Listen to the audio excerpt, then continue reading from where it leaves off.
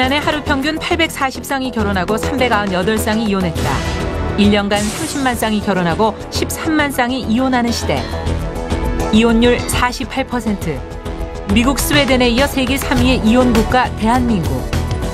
한 번이라도 이혼을 고려해 본 적이 있다. 하나, 둘, 셋. 오! 네, 이혼하려고 생각하면 이유가 100가지가 넘지만 현실이거든요, 이혼은. 현실이에요. 조기 이혼, 황혼 이혼, 대입 수능 이혼까지. 더 이상 남의 일로만 치부할 수 없는 이혼 시대가 왔다. 그렇다면 과연 이혼은 미친 짓인가? 아니면 미워도 다시 한번 참고 살아야만 하는가? 사랑과 이혼에 관한 올바른 지침서는?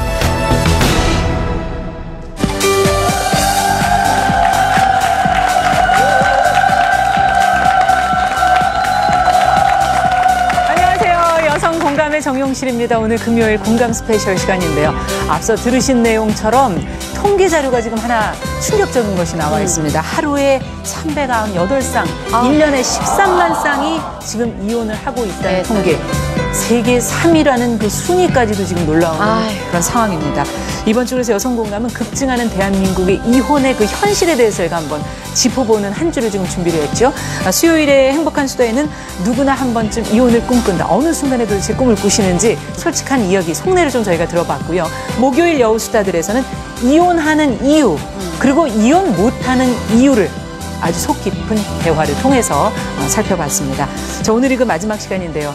이재만 변호사와 함께하는 법정 특강, 사랑과 이혼, 과연 법에 관한 문제는 또 어떻게 돼 있는지도 저희가 살펴보도록 하겠습니다. 그럼 주인공 먼저 화면으로 만나보시죠. 여대생을 성폭행한 혐의로 집행유예가 선고됐던 개그맨 주병진 씨에 대해 법원이 항소심에서 무죄를 선고했습니다.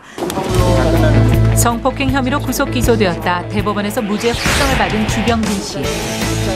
판사님께서 이러한 이유로 무죄라고 했습니다. 성폭행 혐의로 1심에서 패소, 2심에서 극적으로 무죄 판결을 받은 개그맨 권영찬 씨.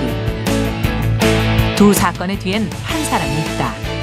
바로 이 사람, 이재만 변호사. 무죄 제족이라는 별명으로 평소 여성을 위한 법 강의로 유명한 그가 여성 공감을 찾았다.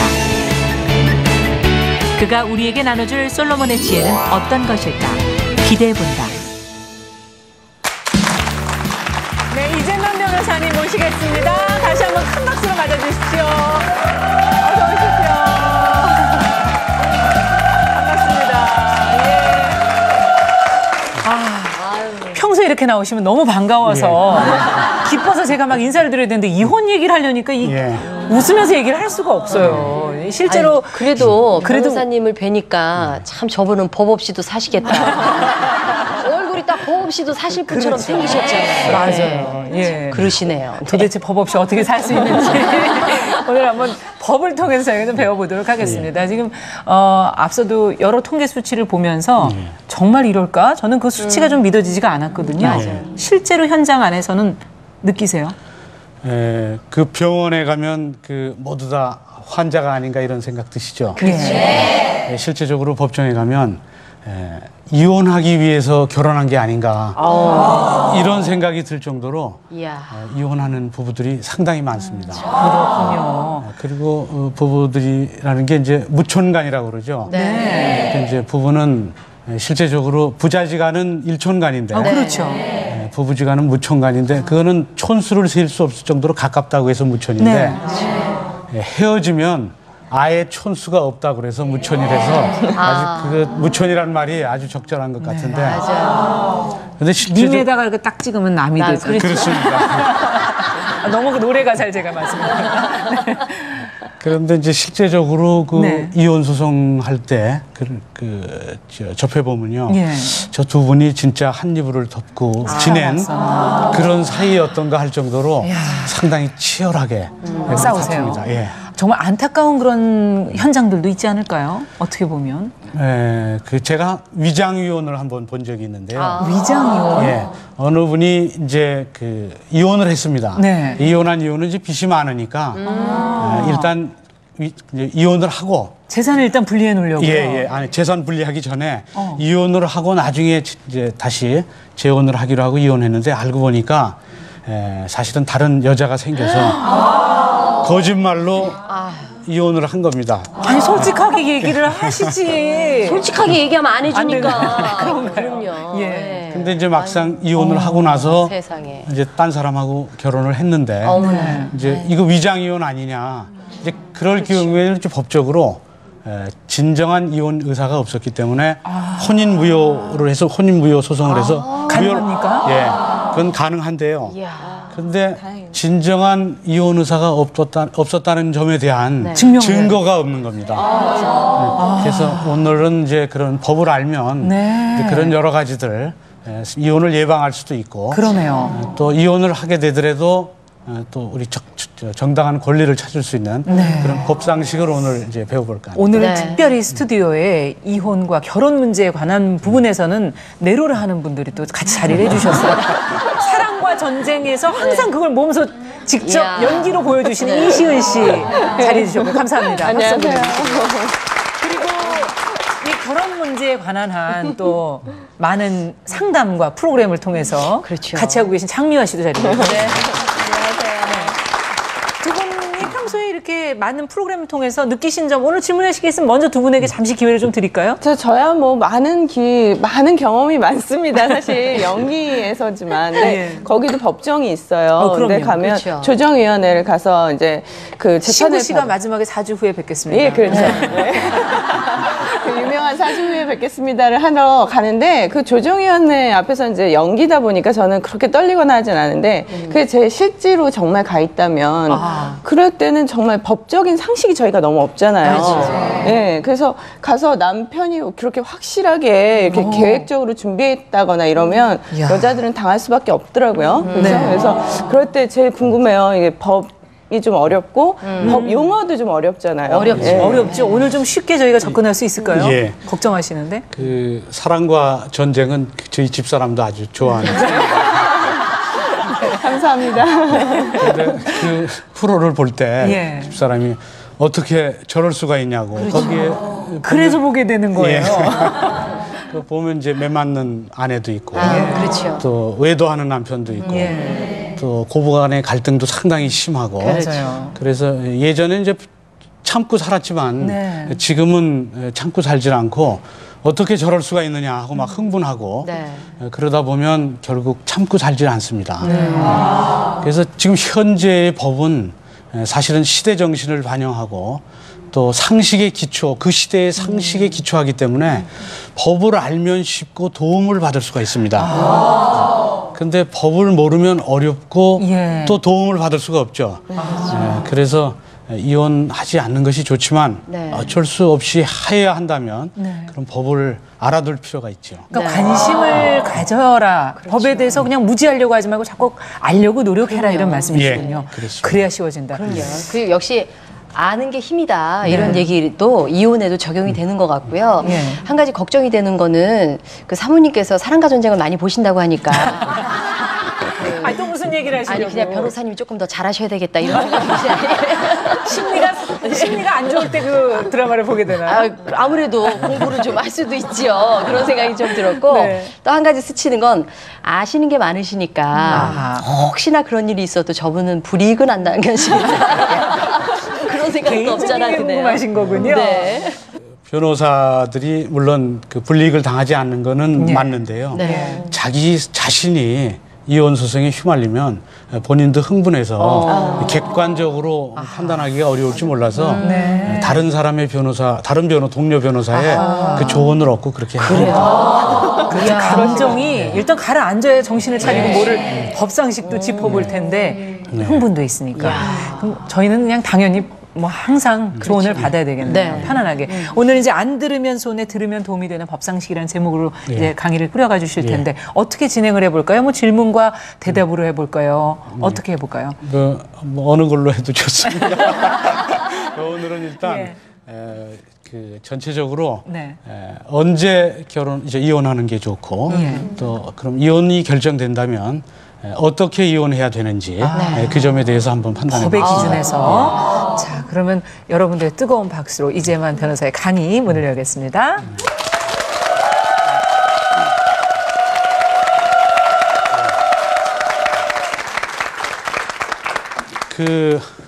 여러분들 예전에는 그 연지 곤지 찍고 그리고 꽃가마 타고 결혼하는 그런 신부들 많이 뭐 TV에서도 보고 보셨죠. 그 당시에는 대부분 다 백년해로를 했습니다.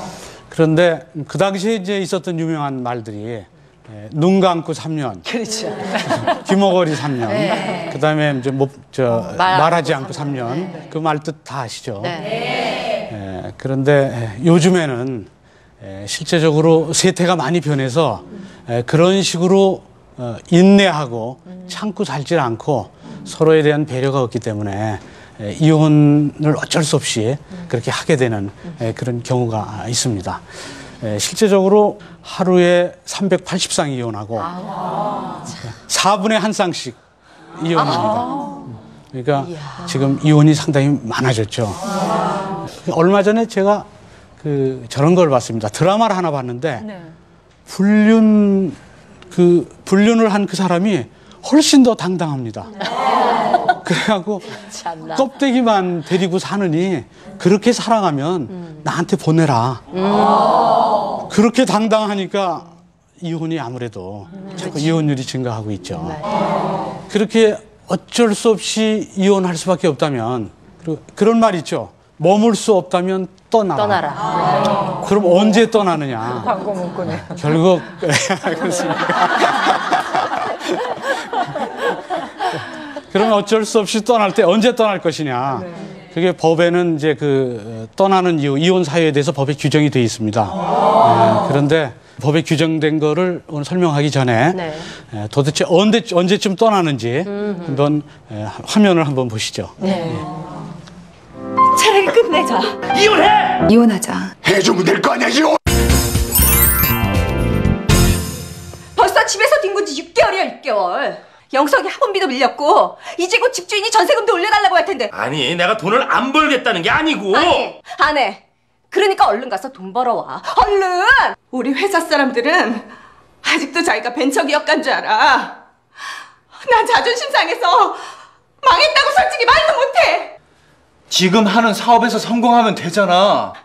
아니, 그동안 내가 당신을 과대평가했던 거야.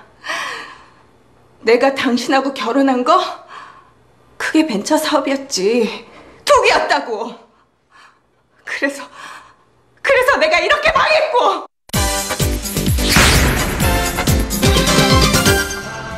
그러고 보니까 나도 기억나요.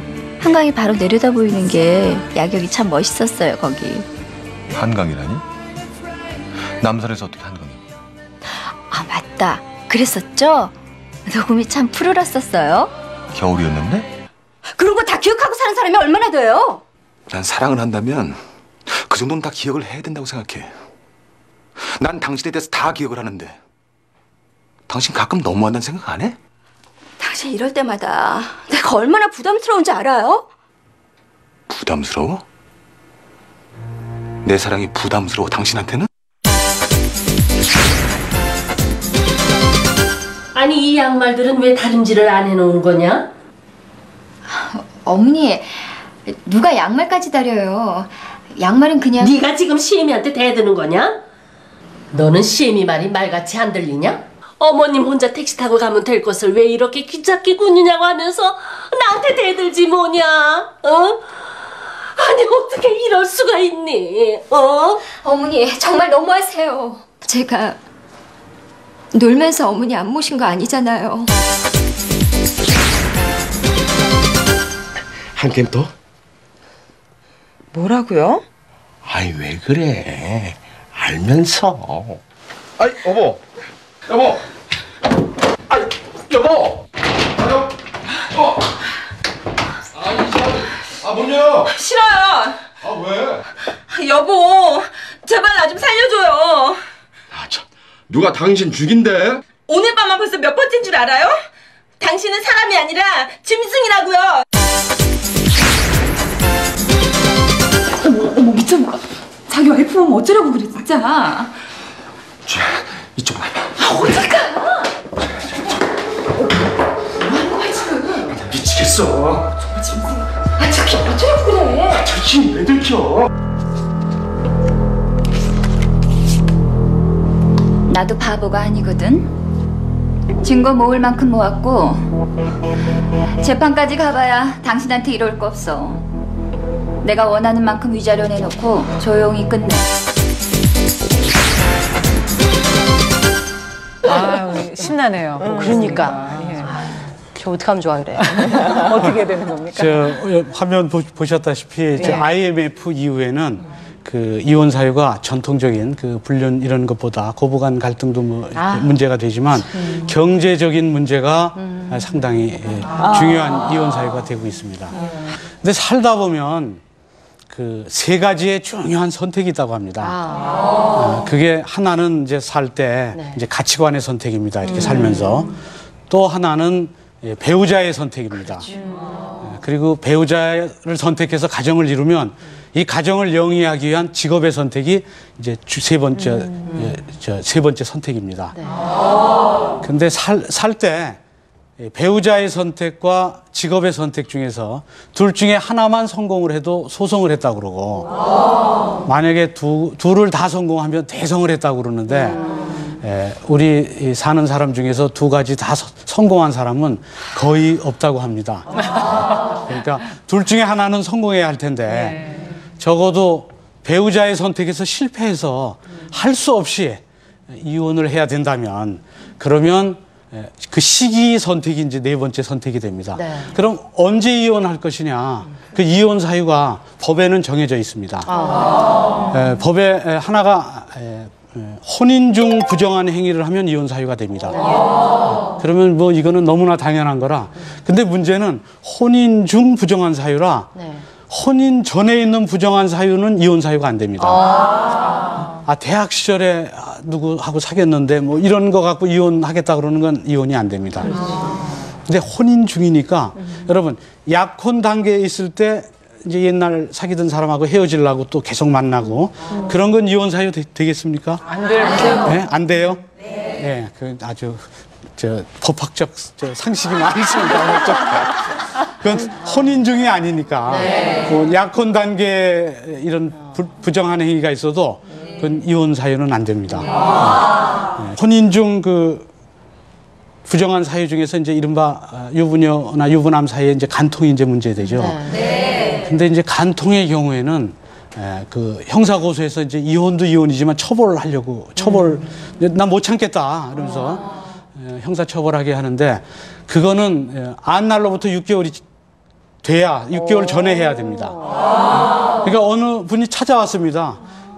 간통이라나 형사 고소하니까 고소 좀 하게 해달라고. 근데 언제 그런 일이 있는지 알았습니까? 그랬더니 한 7개월쯤 전에 알았는데 계속 참았는데 내 도저히 참을 수가 없다. 아이고. 그래서 왔다 그럽니다.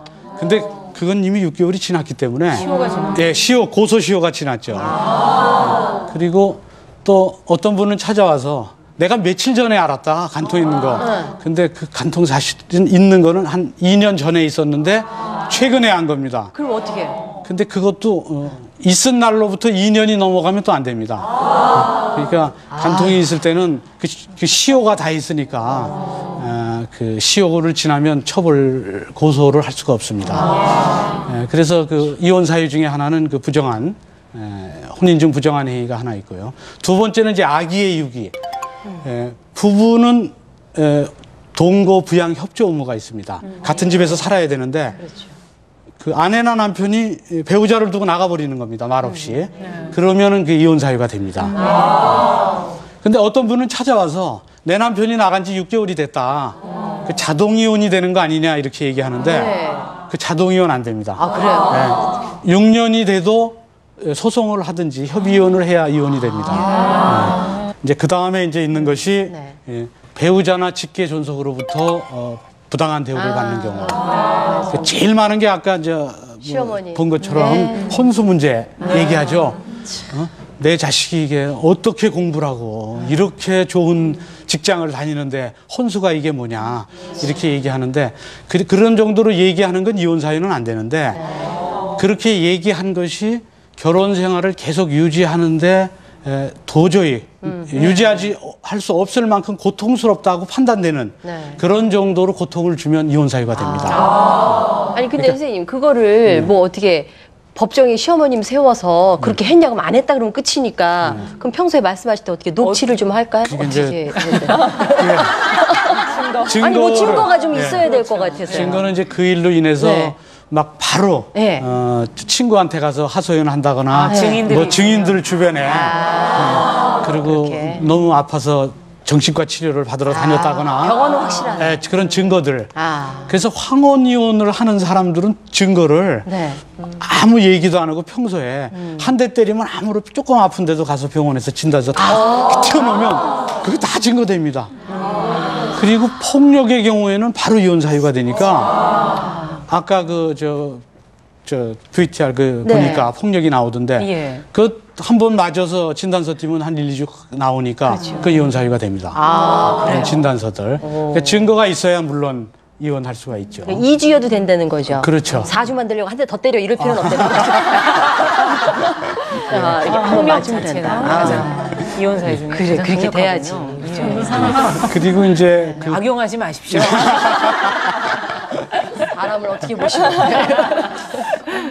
그리고 이제 본인한테만 그렇게 고통을 주는 게 아니라 그 배우자의 그 부모님한테도 그러니까 남편이 장인 장모님한테 이쪽 친정 부모님한테 혼수를 못 해왔다고 한다든지 도대체 교육을 어떻게 시켜서 보냈길래 뭐 못했다든지 이렇게 해서 그 아내가 도저히 그 같이 결혼 생활을 유지할 수 없다라고 생각할 정도의 고통을 받고 있다는 게 입증이 되면 그것도 마찬가지로 이혼 사유로 법에서 규정이 돼 있습니다.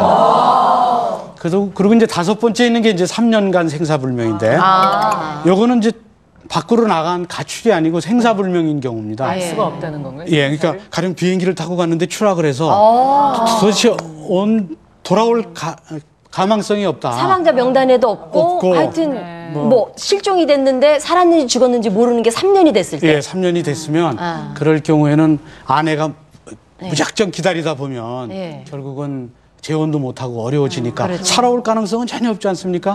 비행기에서 추락됐다거나 그런다면 이제 그럴 때는 3년이 되면 그러면 그 이혼 사유가 돼서 이혼을 할 수가 있죠.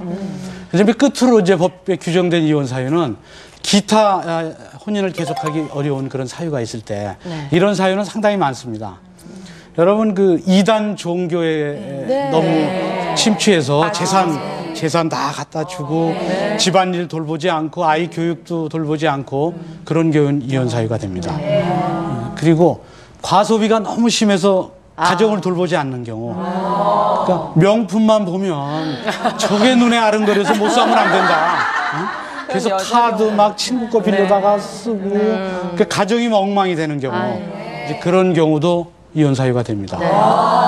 그리고 아까 그 VTR 아까 봤다시피 막 당신 짐승이야 막 이러고 너무 심하게 해서 내가 도저히 살 수가 없다. 그게 정신과 치료를 받을 정도에 이른다. 그 마찬가지로 이혼 사유가 되는데요. 물론 그거하고 정반대 성불구인 줄 모르고 결혼했을 때 이것도 이혼 사유가 됩니다. 우리 최근에 뭐 봤지만 뭐 횟수가 너무 없다든가 그런 경우는 사유가 되나요? 이혼의 사유가? 이제 그거는 이제 일종의 그 서로 소통의 단절, 대화와 소통, 스킨십의 단절 이런 것 때문에 그러는데 그것 자체는 이혼 사유는 아니겠지만은 그 일로 인해서 위기가 와서 이제 이혼이 많이 되죠. 뭐 여러 가지 문제가 생깁니다. 그 대화의 단절 이런 것들 경우에는 변호사님 요즘 같은 경우에 알코올 중독도 문제가 많이 되잖아요. 그건 이혼 사유가 되죠. 알코올 중독. 그 치료를 시켰는데도 치료가 안 되고 그러면 알코올 중독의 경우에도 혼인을 계속할 수 없는 사유라고 판단돼서 이혼 사유가 이루어지는 경우가 많습니다. 오늘은 그러면 질문을 받질 않아도 저절로 질문들이 나오셔서 대본에 없는데도 그런데 이제 문제는 이혼 시기가 이제 이렇게 이혼 사유가 있으면 언제 이혼을 할 것인가 그 통계를 한번 내본 적이 있습니다. 근데 결혼할 때 결혼하고 신혼 4년 차에 한 27, 8%가 전체 이혼하는 숫자의 27, 8%가 이혼을 합니다. 그리고 한 20여 년 산 후에 다시 20년 차 이제 은퇴한 남편 중국은 나올 때 20년쯤 지나면 마찬가지로 한 7, 8% 정도의 전체 이혼의 27, 8%가 이혼이 됩니다. 그래서 제가 그거 통계를 보고 그 조종사들이 왜 비행기 운전할 때 이륙할 때가 제일 위험하고 착륙할 때가 제일 위험하다고 하지 않습니까? 그러니까 이 결혼도 똑같네요. 이 양쪽이 위험한데 그 위험한 이유를 이 신혼 4년 때는 그때는 이제 흔히 콩깍지가 꼈다고 그러잖아요. 이렇게 사랑하는 마음이 있어서 다 덮고 이러다 한 4년쯤 지나면 이제 현실이 보이고 뭐 사랑만 갖고 살 수 없다 막 이래서 이제 이혼이 아마 증가되는 것 같고요. 이제 20년 차의 이후에는 이제 문자 그대로 여러 가지 살면서 여러 가지 이제 부딪히는 게 많고 그래서 그렇기도 하고 또 의학적으로는 그 여성들한테는 여성의 그 에스트로겐이라는 여성 호르몬이 이제 있어서 젊은 시절에는 아주 몸매도 에스트로겐이 많이 나와서 이쁘고 또 여성적이고 또 남편이 잘못해도 다 이해하고 사랑하고 이러는데 이게 한 20년쯤 지나면 이제 나이가 들어서 그 에스트로겐이 좀 부족해진다고 합니다. 그러면 이제 몸매도 좀 야성적으로 말도 부드럽게 해도 야성적으로 남편이 위압감을 그렇게 듣고 뭐 이제 그러다 보니까 또 이해도 잘 안 하려고 그러고 그러니까 이제 다툽니다. 그렇게 다투다 보면 이제 그때 또 이혼의 위기가 오죠. 근데 신혼 때 이제 이혼의 위기는 이제 기회가 좀 또 있는데 20년 차 이후의 미혼은 중년의 위기. 이때는 새로운 기회가 갖기 어렵기 때문에 상당히 이제 사회 문제도 되고 하는데 결국은 이 중년의 위기를 어떻게 극복하느냐, 황혼이혼으로 어떻게 몰리지 않느냐, 뭐 이런 것도 문제가 되고 있는데 그거에 대해서 아내들은 아주 간단하게 얘기합니다. 남편은 아내를 너무 모른다. 그러면서 아내를 조금만 알면 정말 잘 살 수도 있는데 뭐 이런 얘기를 해요. 그래서 그 얘기를 들어보니까 아내들은 남편을 딱 둘로 분류한답니다. 관심을 갖는 자상한 남편하고 무관심하고 무시하는 아내를 무시하는 그러니까 둘로 무관심한 남편, 관심 있는 남편 둘로 분류한답니다. 오늘 제목이 사랑과 이혼인데 그 사랑은 결국 사랑이 결핍돼서 이혼이 되는 거지 그 사랑의 그 척도는 관심입니다. 관심만 가지면 그래서 사실은 근데 문제는 오늘 관심을 가진 남편을 선택하면 괜찮은데 선택을 그런 사람을 못한 건 본인이 그렇게 선택을 해서 어쩔 수 없다. 난 평생 순간의 선택이 평생을 내 눈 내가 찔렀으니까 그냥 살아야지. 그러니까 결국은 본인이 스스로 선택했는데 도저히 머물 수가 없다. 그렇게 되면 이제 이혼 시기를 선택하는 겁니다. 이혼 사유가 이제 생겼으니까 이게 전부 이혼 사유가 무관심하기 때문에 사랑의 결핍으로 생긴 거니까 지금 얘기한 그 이혼 사유들 6가지 그거에 의해서 이혼 사유가 되면 그러면 이혼 청구를 할 수가 있습니다. 근데 이제 이혼 청구를 할 때 이 소통의 단절이 가져오는 그 아주 가장 나쁜 것이 이른바 불륜입니다. 불륜. 그러니까 10년 동안 11번밖에 스킨십이 없었다. 그런 불륜으로 갈 가능성이 높습니다. 그렇죠. 근데 불륜으로 가면 이제 문제가 되는 것이 남자의 경우에는 그런 불륜이 있어도 남자의 경우는 바람입니다. 이제 스쳐 지나가는. 그래서 바람이라고 그래요. 이렇게 지나간다고 그래서. 그래서 남자는 이 가정을 버리려고 안 합니다. 가정을 지키는데 여자의 불륜이 무서운 건 가정을 버리고 올인을 합니다.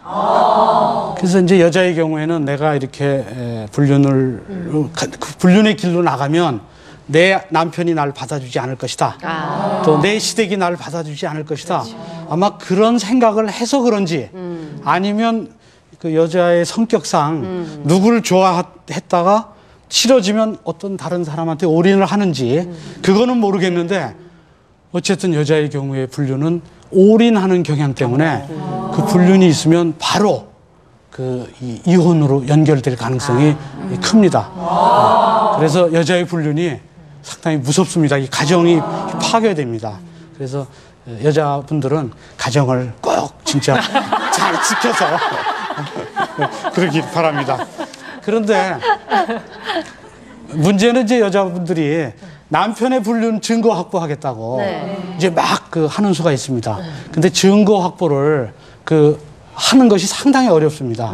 증거 확보라는 것이 이제 불륜의 증거 확보를 하려면 관계를 한 걸 확보해야 되는데 호텔에 두 사람 들어간 거 있다가 한 2시간쯤 지나고 아 이제는 들어가서 찾아야지 딱 들어갔는데 문 딱 닫아 걸고 다 깨끗이 정리해 놓고 문 열고 우리는 둘이서 얘기만 했었어. 그렇지. 그러면 그거 갖고 입증이 안 됩니다. 그리고 밖에 있는 사람들이 호텔 둘이 들어간 걸 봤다. 2시간 동안 있다가 우리가 들어갔다. 그래도 아무 증거가 안 됩니다. 그리고 심지어는 두 사람이서 남녀가 같은 비즈니스 항공기 타고 나란히 앉아서 외국에 갔다가 한 4, 5일 있다가 둘이서 나란히 타고 들어왔습니다. 그거 다 추적해서 비행기 표도 둘이서 간 거 나타나고 다 증거 다 됐습니다. 여러분 그거 불륜 증거 되겠습니까? 아니요. 네, 그게 안 됩니다. 그 정도 됐는데도 이 간통의 증거는 상당히 엄격합니다.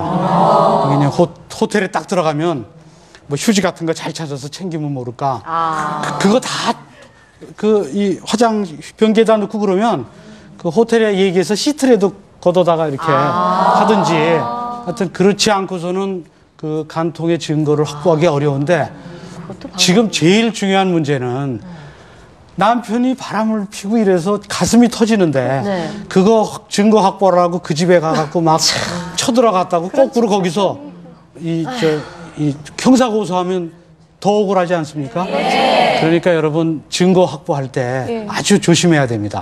그러니까 증거 확보할 때 조심해야 될 점 그런 게 뭔지 한번 VTR로 한번 보시죠.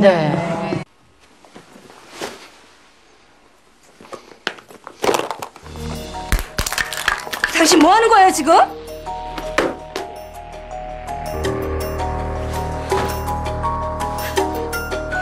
왜 이래요?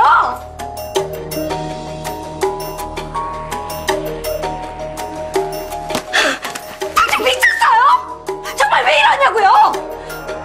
그 자식하고 붙어 있으려고 매일 야근 핑계대는 거 내가 모를 것 같아. 당신 너무 오해를 잘한... 거짓말 하지 마.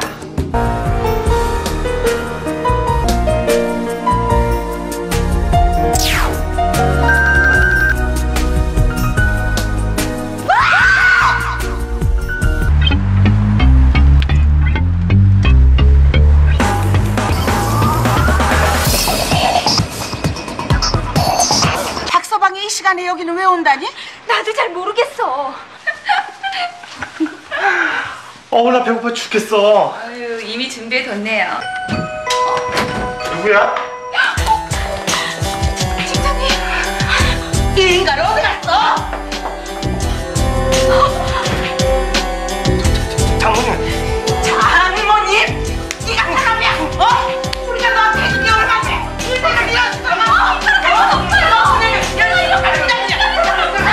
근데 어떻게 해야 될지 모르겠다.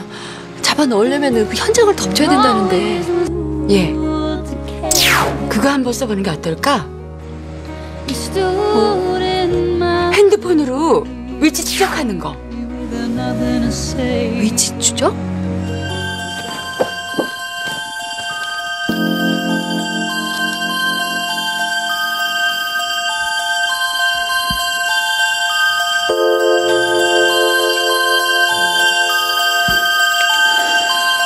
니네 남편 몰래 신청해놓고 감시하면 되지 않을까?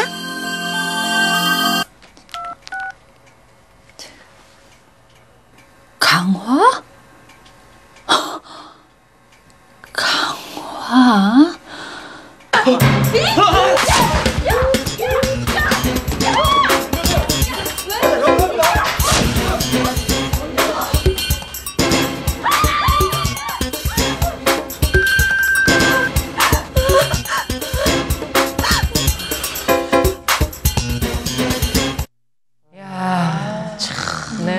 그 저렇게 옷 벗고 있는 거 찍어도 안 된다는 거예요? 예, 그렇습니다. 네, 서로 옷 벗고 있는 거 찍어도 우리는 서로 옷 벗고 안고만 있었다 이러면 어떡하면 그러면 간통의 증거는 안 되고 기소가 되지 않습니다. 법이 좀 너무 어떻게 보면 원칙적이네요. 그 부분. 설마 벗고 안고만 있었으려고. 그러니까 끝까지 안 했다고만 하면 되는 거예요. 끝까지 우린 아무 관계가 아니다라고만 얘기하면. 예, 그렇죠. 그게 그러면 왜 그렇게 엄격하게 하냐면 그 간통죄라는 죄 자체가 폐지 경향에 있고 또 우리나라하고 몇 나라만 있고 외국에는 없죠. 그게 형사처벌이 되지 않습니다. 그래서 엄격하게 증거를 요구하는 것이고, 그럼 왜 그걸 폐지하려고 그러냐 하면은 사실은 그 간통죄라는 것이 구속을 시켜서 합의금을 받아내는 수단이었습니다. 그게.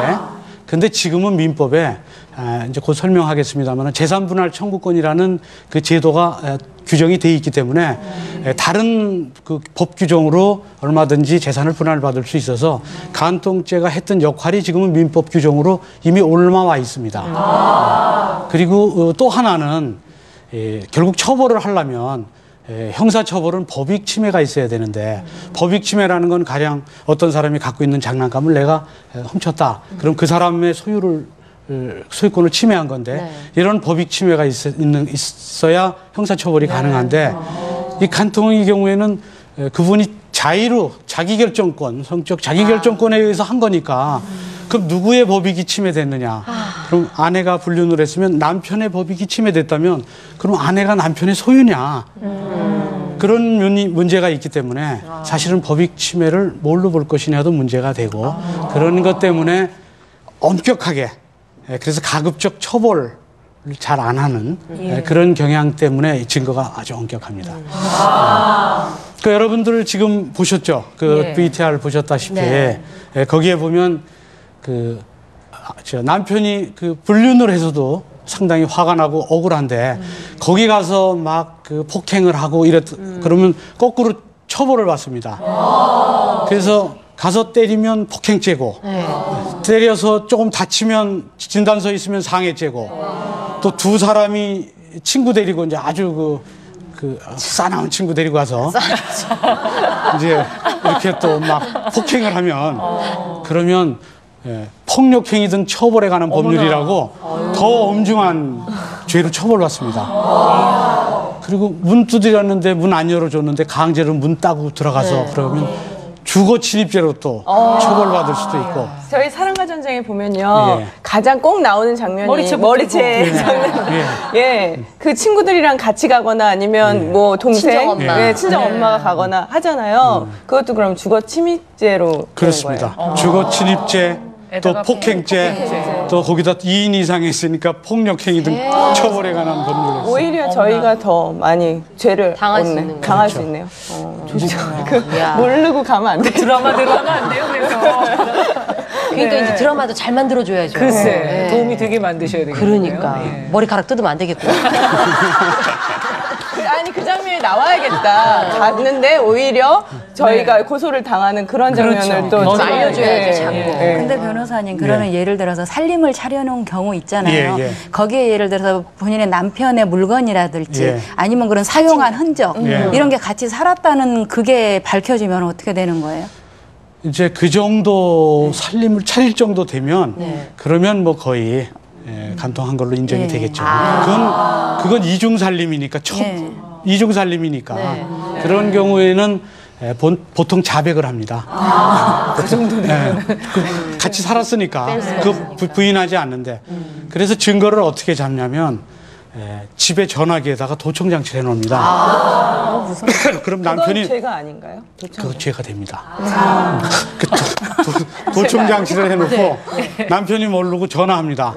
그리고 우리가 어디서 만났는데 그때 어떻다고 그 있었던 걸 다 자백을 해서 관계했다는 걸 그 자백이 되면 그걸 녹취해서 이제 고소를 하면 그건 증거가 되는데, 그건 통신비밀보호법 위반으로 또 처벌받습니다. 아니, 그럼 뭐 어떻게 하란 얘기예요?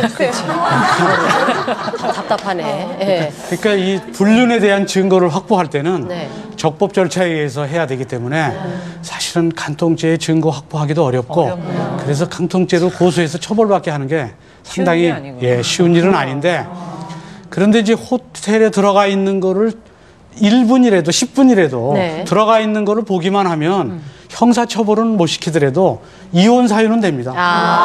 그러니까 이혼 사유로는 얼마든지 쓸 수는 있죠. 그렇군요. 그런 거를. 그러면 이제 이런 식으로 이혼 사유를 다 이제 확보가 되면 그 다음에 이혼할 것인가, 언제 이혼할 것인가 시기의 선택을 이제 하게 됩니다. 근데 시기의 선택까지 돼서 나는 그래도 끝까지 살겠다 그러면 이혼하실 필요가 없겠지만 난 이제 이혼해야 되겠다고 이혼의 시기를 선택하면 그러면 이제 어떻게 이혼할 것인가가 아주 중요합니다. 그리고 어떻게 이혼할 것인가에 따라서 여자의 그 이혼 이후의 미래가 거기에 달려 있습니다. 그럼 이제 이혼의 절차는 두 가지가 있습니다. 합의 이혼하고 그리고 재판상 이혼이 있습니다. 근데 지금 이혼 사유를 많이 말씀드렸죠. 근데 합의 이혼일 때는 이혼 사유가 필요 없습니다. 그거는 그냥 둘이서 우리가 그냥 애정이 식었으니까 이혼하자. 그러면 그냥 이혼할 수 있는 겁니다. 그래서 어느 분이 한번 찾아왔습니다. 저희 사무실에. 남편하고 대판 싸우고 그러니까 남편이 화가 나서 이혼하자. 좋다 이혼하자. 그래서 가가지고 또 변호사 사무실 가서 또 이혼 서류 하나 받아가지고 합의서 거기다 다 또 자기 도장 찍고 아내한테 줬습니다. 도장 찍으라고. 그 싸워서 화나니까 도장 찍었습니다. 그리고 주고 나서 남편은 그거 들고 이제 가출했습니다. 그리고 그 아내가 한 며칠 지나니까 이제 걱정되는 겁니다. 그래서 변호사 그 변호사 사무실로 찾아왔어요. 나는 홧김에 찍은 거다 이거. 근데 이혼이 되느냐. 그래갖고 아주 낙담하는 겁니다. 홧김에 찍었기 때문에 뭐 재산분할도 뭐 안 하고 아무것도 안 했습니다. 난 돈도 필요 없다. 뭐 어디 가든지 난 다 잘 살 수 있다 뭐 이러면서 찍었는데 이제 불안해지기 시작했습니다. 그래갖고 그분한테 이제 얘기를 해드렸죠. 그거 100장 찍어도 이혼 안 됩니다. 그랬더니 아주 마음 편하게 놓으시고 갔습니다. 아니 어떻게 도장을 찍었는데? 그 협의원에 도장을 찍어도 이게 이혼이 되려면 이걸 가지고 두 부부가 법원에다가 가서 판사 그 앞에서 두 사람 확인을 받습니다. 그러니까 거기서는 이혼 사유에 대한 확인을 받는 것이 아니고 이혼 의사가 맞느냐 그 확인만 받습니다. 그러면 거기 도장을 찍어줘서 등본을 만들어주면 그 등본을 가지고 본적지 구청에 이제 접수를 하면 그때 이혼이 됩니다. 그러니까 협의 이혼은 상당히 쉽습니다. 그냥 가서 둘이 그 찍고 그다음에 법원에 신청하면 하루 이틀 만에 그 등본을 받으니까 그리고 받고 나와서 바로 나오는 길에 바로 구청으로 가서 신청하면 됩니다. 진짜 쉽네요. 네, 아주 쉽습니다, 이혼은. 너무 쉬운데, 지금. 근데 이제 우리나라는 미국은 결혼이 굉장히 쉽습니다. 미국은 그냥 신고합니다, 거기서. 그렇죠. 이제 시청 가서 신고하고 뭐 아무 때나 이렇게 금방 결혼이 되는데 미국은 이혼이 굉장히 어렵답니다. 뭐 재산 관계 이런 것 때문에 굉장히 긴데 우리나라는 결혼이 어렵죠. 뭐 함도 있지, 혼수 준비해야지, 뭐 약혼해야지, 뭐 사진도 찍 굉장한 절차 다 걷죠. 근데 이혼은 뭐 양가 부모한테 뭐 말씀합니까? 당사자가 둘이서 찍고 가면 바로 끝납니다. 우리나라는 너무 이혼이 절차가 쉬우니까 법원에서 요새 이혼 숙려기간 이런 걸 만들어서 그 신고서가 오면 좀 생각을 한번 해보시라고 돌려보냅니다. 그래서 1, 2주 정도 생각해보라고. 근데 그 사이에 생각이 또 바뀌어서 홧김에 했던 거니까 또 이혼 하나는 그 취하하는 게 그 원래 취하율보다 한 4배 정도 증가했답니다. 그래서 이혼 숙려제를 아예 석 달로 하려고 합니다, 우리나라도.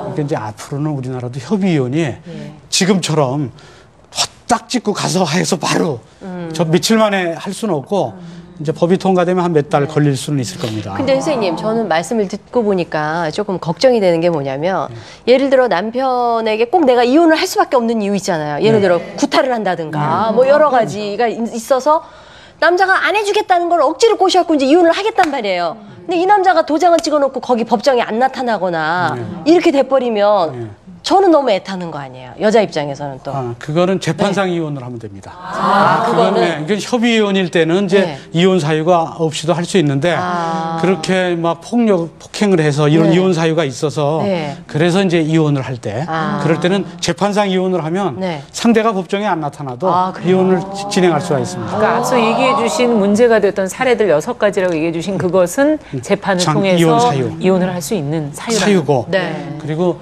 이제 협의 이혼은 실질적으로 그런 이혼 사유 없이 그냥 서로들 성격 차이다. 요새. 근데 이혼 전체를 보면 80%가 협의 이혼으로 보통 되고요. 재판상 이혼은 한 20% 정도 이렇게 됩니다. 그래서 지금 협의 이혼이 상당히 더 많죠. 근데 이제 질문 있는데요. 오늘 굉장히 진지하시네요. 아니 저기 주위에 아는 분이 그 사업을 하다가 여자분이 이제 좀 부도가 나가지고 구치소에 들어가 있는 상태에서 남편이 이제 우리 재산은 챙겨놔야지 아이들하고 살 수 있을 거 아니냐 그래갖고 이제 도장을 찍어달라 그래서 찍어준 거예요. 그래서 이제 구치소에서 이제 나와서 보니까 남편이 집이랑 다 팔아가지고 아이들은 다른 데다가 옮겨놓고 그리고서 내연녀하고 잠적을 해버린 경우가 있었어요. 그런 경우는 그게 이제 이른바 위장 이혼인데 협의 이혼이지만 사실은 진정한 이혼 의사가 없었던 거죠. 그러면 진정한 이혼 의사가 없었다는 입증을 해서 이혼 무효 확인 소송을 하면 그 이혼은 다시 원래 이혼이 혼인이 무효가 되니까 이혼이 무효가 되면 다시 혼인 관계가 되고 내연녀하고 혼인을 다시 딴 사람하고 이혼한 거 있죠. 그건 중혼, 이중혼은 이건 취소 사유가 돼서 이거 취소시키면 되는데 그건 법리적인 얘기고 실제적으로 그 이혼 그 위장으로 했다는 증거가 없으면 그 이혼 무효 소송에서 이제 이길 수가 없죠. 그러니까 속은 것이죠. 네. 그때 믿고 그냥 해주는 거죠, 사실은. 그렇죠. 믿으면 안 되겠는데 뭐. 그래서 이제 이런 협의 이혼 사유가 없어도 되지만 이제 이혼을 안 해주고 막 구타를 하는데 이혼해야 되겠는데 이혼 안 해주면 이제 이혼 사유가 있지 않습니까? 불륜, 뭐 구타, 부당한 대우 뭐 이런 이혼 사유가 있는데도 이혼 안 해주면 그러면 이혼 청구를 하게 됩니다. 이혼해달라고. 그래서 이혼 청구를 하게 되면 결국 이혼을 할 수 있는데 이런 경우가 있습니다. 유책 배우자는 이혼 청구가 없는데요. 거꾸로 자기가 사실은 상대가 아무 잘못도 없는데 이혼해달라고 그러는 겁니다. 딴 데 뭐 생겼다고. 그러니까 이혼 사유가 없어? 그럼 내가 이혼 사유를 만들어주지. 그러고 이제 구타를 합니다. 자, 이혼 사유가 됐으니까 이제 이걸 갖고 이혼을. 세상에. 그런 건 이혼이 안 됩니다. 그러니까 그 이혼 사유에 책임이 있는 사람이 이혼 청구 못 합니다. 그러니까 이혼 사유에 책임이 없는 사람이 이혼 사유에 책임이 있는 사람을 상대로만 이혼을 할 수가 있지 자기가 책임을 만들어 놓고 이혼을 청구 못 합니다. 그래서 유책 배우자는 이혼 청구권이 없습니다. 그리고 이제 문제는 이제 이혼을 하게 되면 문제되는 것이 그렇게 상대가 잘못한 게 있으니까 상대한테 위자료를 받습니다. 폭행을 했으니까 그런 폭행, 불륜 이걸로 인해서 내가 그 실제적으로 정신적 피해를 많이 봤다. 그래서 위자료 청구를 하게 되죠. 그래서 근데 그 위자료 청구는 그 시간이 있습니다. 사실은 이혼 청구할 때 위자료를 보통 청구하는데 그 시간 내에 위자료를 청구 안 했으면 이혼한 때로부터 3년 내에 그때 이혼 청구를 위자료 청구를 해야 됩니다. 그 시기가 지나면 위자료 청구를 할 수가 없습니다. 근데 통상은 보통 다 이혼 청구할 때 그때 위자료 청구도 보통 다 하니까 문제는 안 되죠. 그다음에 이제 위자료 청구 상대방이 가령 혼수가 뭐 적다고 막 그 남편의 시부모하고 또 뭐 남편하고 같이 그랬으면 남편만 상대로 하는 것이 아니고 그 시부모를 상대로도 할 수 있습니다. 거기도 불법행위, 이혼하게 된 불법행위 책임이 있기 때문에 그래서 거기도 위자료 청구의 상대방은 꼭 그 배우자만을 상대로 하는 것이 따릅니다. 그렇군요. 근데 위자료 판결을 나중에 받았는데 돈을 안 주는 겁니다.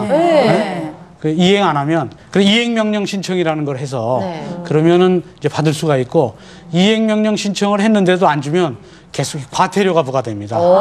그래서 강제를 해서 위자료를 받게 이렇게 할 수가 있습니다. 그러니까 위자료 안 주면 이행명령 신청하십시오. 안 주면 더 좋네. 과태료 붙고.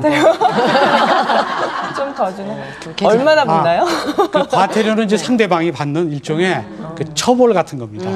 벌금 같은. 벌금은 아닌데 과태료라고 이제 행정적으로 네. 처벌하는 행정처분이 있죠. 근데 변호사님, 협의 이혼을 했더라도 이미 남편이 자기가 불륜 사실이 있는 사실에 이 부인이 이혼 청구 소송을 했는데 이미 그거를 예견해서 자기 있는 재산을 다 그 불륜녀 앞으로 빼돌렸다거나 이럴 때는 그 재산 분할 청구 소송을 어떻게 할 수 있나요? 야, 질문 너무 구체적이다. 지금 아까도 얘기했다시피 황혼 이혼이 무섭다는 건 아무 이혼할 생각도 안 하고 네. 재산 빼돌리지 않게 다 퇴직금 나올 때까지 기다렸다가 그거 가압류 가처분 해놓고 이제 이혼을 해서 그래서 아주 황혼 이혼이 남자 은퇴한 남자들이 굉장히 어렵다는 것인데 실제적으로 그런 식으로 하면 재산 분할을 받을 것은 남은 재산 갖고만 받습니다. 그러니까 그걸 빼돌려 버리면 그러니까 10억 정도 되는 아파트 한 채가 있는데 네. 7억을 이미 대출 받아서 융자를 네. 받으면 3억밖에 남지 않습니까? 네. 그럼 3억밖에 못 받. 그거를 기준으로 받습니다. 그래서 이 재산 분할의 대상은 실제적으로 뭐냐면 그런 겁니다.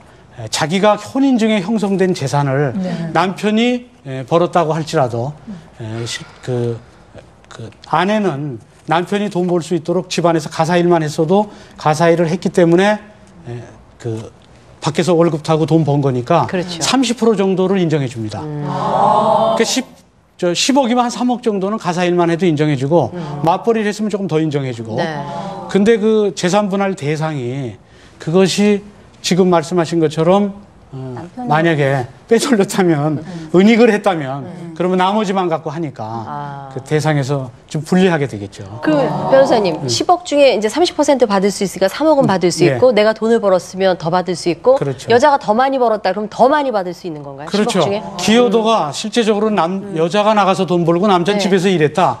그러면 여자가 70%고 이제 남자가 30%가 되겠죠. 그러니까 기여도에 따라서 그걸 받게 됩니다. 그리고 이제 특유 재산, 그건 혼인 중 형성된 재산만 대상인데 이 특유 재산, 원래 혼인 전에 이미 갖고 있던 재산, 그거는 이제 분할 대상은 아닌데 이것도 유지 관리한 데 기여가 됐다 하면 그 기여분도 일부 대상으로 받을 수가 있죠. 이제 그 이후에 이제 문제되는 것이 이제 친권, 양육자. 이거 양육권은 누가 갖느냐. 그거는 유책 배우자라도 친권 양육권을 가질 수 있는 게 가령 넌 불륜하고 부정한 행위를 했으니까 넌 친권 양육권이 없다 이렇게 할 수는 없습니다. 아이한테 유리한 환경을 줄 수 있는 그 배우자 둘 중에 한 분이 친권 양육권을 갖고 그 친권 양육권을 갖지 못하는 분은 이제 면적 교섭권이라고 그래서 아이를 볼 수 있는 권리를 갖게 되는 것이죠. 그래서 결국 오늘 이 강의는 뭐 그런 것들이 있습니다. 살다 보면 제가 얼마 전에 한번 드라마를 봤는데 아주 못난 그 아내라서 남편이 막 단풍놀이를 가고 이런 걸 전부 그 다른 사람하고 다니는데 아내는 그냥 별로 뭐 무관심하고 이렇게 이제 그렇게 지냈습니다. 근데 나중에 아내가 암에 걸려가지고 죽게 되니까 그제서야 남편이 이제 그 아내가 불쌍하고 측은해서 그 아내한테 그 소원이 뭐냐 그러고 잘해줍니다. 그랬더니 아내는 아주 간단한 그 소원을 얘기합니다. 그 당신하고 단풍놀이를 한번 가고 싶다는 겁니다. 그래서 이제 단풍놀이를 같이 가니까 그 남편 800개를 비면서 나는 당신하고 이렇게 단풍놀이 같이 가고 또 당신 품에 이렇게 안겨 있는 그걸 그렇게 소원했었다. 근데 그거를 못 해준 겁니다. 그 다른 사람한테만 좀 막 해줬죠. 근데 이제 그런 아내들이 사실은 우리 주변에 우리 동생일 수도 있고 우리 뭐 아내일 수도 있고 또 뭐 우리 누이일 수도 있고 그래서 사실은 이혼을 하지 않는 것이 가장 좋고 또 오늘 강의를 통해서 어떻게 하면 이혼을 하지 않는 방법이 있을까 이런 것도 다 이제 여러분이 배우셨겠지만은 어쩔 수 없이 이혼을 하게 된다면 그렇다면 여러분들이 언제 이혼할 것인가 시기 선택을 잘 선택을 하셔야 되고 또 어떻게 이혼할 것인가 그렇게 잘 선택해서 그 시기 선택이나 그 방법에 대해서 오늘 법 강의가 여러분의 미래를 보장해 줄 수 있기를 기대합니다.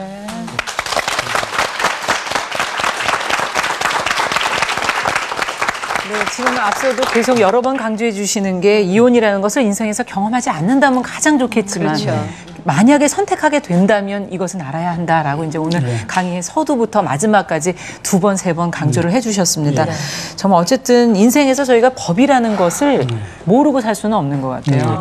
필요하고 부딪히게 되는 그런 문제들이 많아서 오늘 반드시 기억하실 것들을 좀 알아두셔야 될 것 같고요. 여기 뭐 오늘 질문을 저희가 드리지도 않았는데 질문을 하도 많이 하셔서 끝나고는 단 한 분에게만 혹시 미진한 게 있으셨다면 한 분에게만 기회를 더 드릴게요. 이게 진짜 아는 것이 힘인지 이 사례에서 이렇게 듣고 나면은 참 인간미가 없어 보이고 지금 현실이 좀 우울하고 그래요, 선생님. 그렇지만 이게 정말 선택에 있어서 선택을 할 때 비용이나 수수료가 이런 게 궁금하기도 하거든요. 도움을 받는다면 그것도 또 너무 많이 부담이 되지는 않겠는가 하는 질문이세요? 그 보통 이제 그 이혼 소송에 대한 수수료는 일반 다른 소송의 수수료에 비해서 상당히 저렴합니다. 그리고 어차피 이혼은 리허설이 없지 않습니까? 그러니까 한번 해버리면 다시 돌이켜서 요번에 잘할 수 있다 이렇게 할 수가 없으니까 반드시 그 도움을 받아서 하는 것이 좋겠죠. 다른 문제 고민 상담하시는 것보다는 수수료가 적다 그러니까 도움을 좀 받으셔야 되겠고 법상식을 모르면은 앞서 말한 위장 이혼이라든지 다른 이유로 당할 수가 있기 때문에 그런 것에 대한 어떤 자신의 방어책으로 공부를 해두시는 게 반드시 필요할 것 같습니다. 자, 오늘 저희에게 많은 도움 말씀을 주신 이재만 변호사님께 다시 한번 뜨거운 박수 보내드리겠습니다. 수고하셨습니다. 네. 저희는 그럼 프로그램을 위해서 협조해 주신 분들께 선물 준비한 거 알려드리겠습니다. 사임동 화장품에서 화장품 세트, 주식회사 보국전자에서 황토 매트를 드립니다. 자, 한 가지 더 예고를 해드릴게요. 가을 개편과 함께 여성 공감이 시청자 여러분들의 참여를 그 문을 활짝 지금 열어놓고 있습니다. SMS 샵 2259로 또 전화하셔도 되고요. 또 인터넷으로는 여성공감 홈페이지에 의견을 언제든지 올려주시기를 기다리고 있겠습니다. 어떤 주제든 미리 예고가 되면 의견 보내주시면은요, 저희가 좋은 글, 저희가 또 방송에 도움이 되는 글 2편을 골라서 30만 원 상당의 여러분들에게 작은 선물 하나 준비를 하도록 하겠습니다. 많이 참여해 주시고요. 함께 해 주시고요. 그리고 또 그 기쁨 나눠 가지시길 바랍니다. 자, 공감 스페셜은 다음 주도 계속 이어지고요. 저는 또 다음 주에 다시 뵙겠습니다. 여러분 사랑합니다. 안녕히 계십시오.